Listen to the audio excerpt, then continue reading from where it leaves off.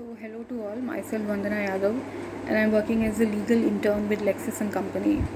And today I'll be talking about Section 144 of CRPC, Criminal Procedure Code.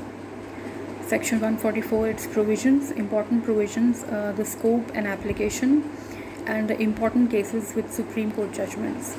So, what is Section 144 of CRPC? Section 144 of CRPC allows the state to issue orders restricting the gathering of people in the wake of emergency situations. When Section 144 is imposed in a city, district, or a state, it prohibits the assembly of more than 5 people in an area. And this section was enacted in 1973. What are the important provisions of this section? Section 144, Clause 3 of CRPC. An order under this section may be directed to a particular individual or to persons residing in a particular place or area, or to the public generally when frequenting or visiting a particular place or area. Section 144, Clause 4 of CRPC says, no order under this section shall remain in force for more than 2 months from the making thereof, provided that if the state government considers it necessary so to do for preventing a danger to human life, health, or safety, or for preventing a riot or any affray. It may by notification direct that an order made by a magistrate under this section shall remain in force for such further period not exceeding 6 months from the date on which the order made by the magistrate would have. So Section 144 basically is a prohibitive order, and who can issue such orders under 144? So the first is the district magistrate or the collector. The second is the subdivisional magistrate, and the third is any other executive magistrate empowered by the state government on his behalf. For example, the tehsildar or the nayab tehsildar.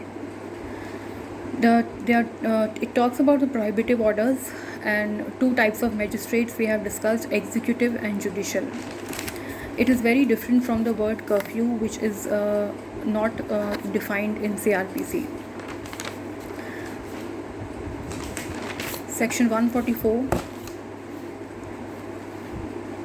deals with first of all we come to the scope and its application of Section 144 CRPC. Section 144 CRPC deals with orders which are very urgent in character, first of all, of either nuisance or apprehended danger.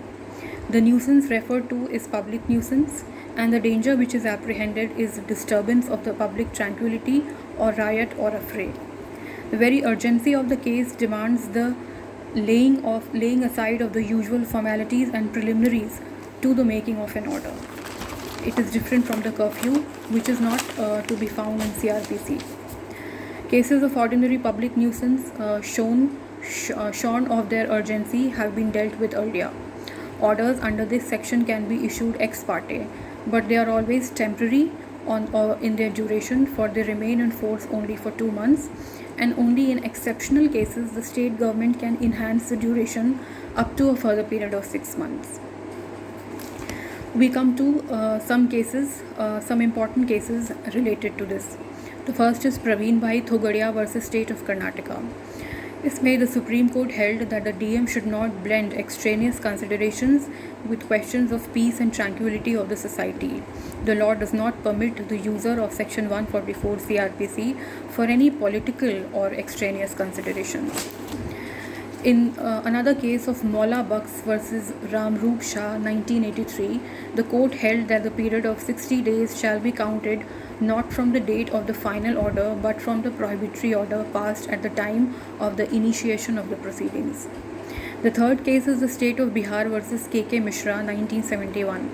In this, the court held that the power conferred on the state government is an independent power. It is an independent power and it is an executive power. In the fourth case, Ghulam Abbas versus State of UP 1981, the court said that the order under this section is administrative in nature and it is not judicial or quasi-judicial. मतलब ये जो आदेश है ये प्रशासनिक है.